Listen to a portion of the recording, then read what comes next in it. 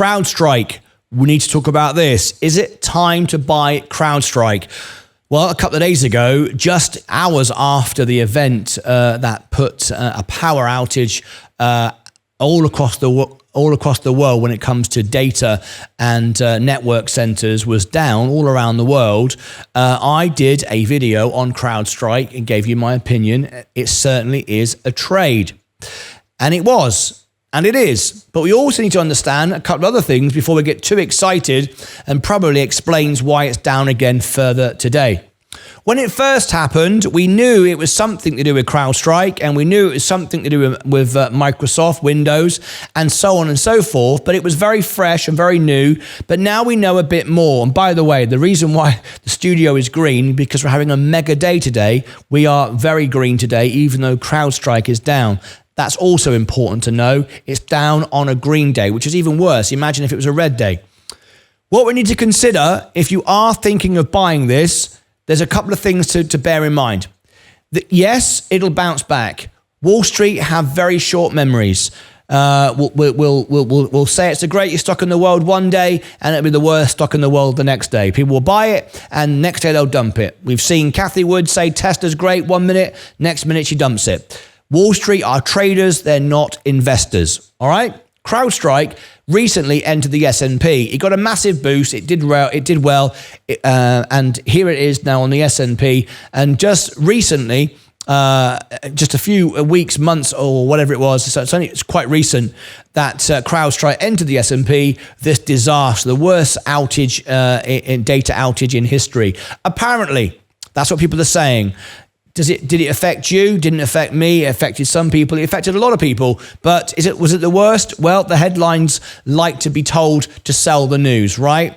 Anyway, there it is. But now we know what caused it. It was an update, but it was now, we can now confirm it was because they didn't do enough sandbox checks, which is when a new update is checked. They do sandboxing. Basically, you recreate the scenarios offline, test it, make sure it's good before you put it out to the market. Apparently, a step was missed. That then makes CrowdStrike liable. Liable by the tune of potentially billions. That's a problem.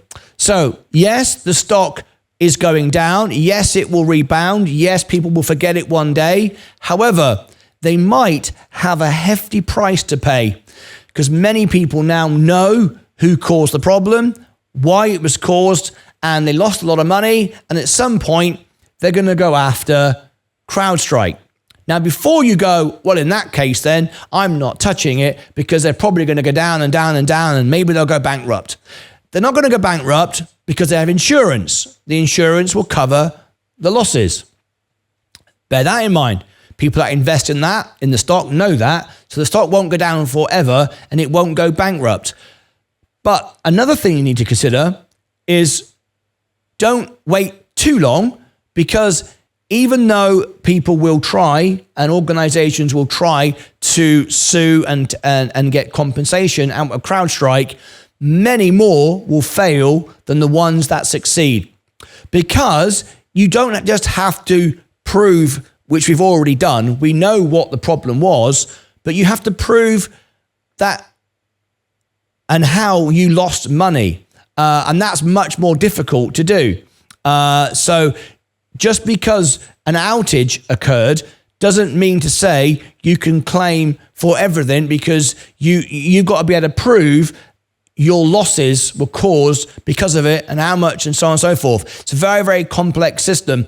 And already reading and looking at this over the weekend, not everyone will be even looking at that. They just want to get online and move on. It's a very, very expensive and a long-winded process if you decide to sue the company for that, because you have to prove what you lost and how you lost it, and was it because of that? And it goes on. It can go on for years.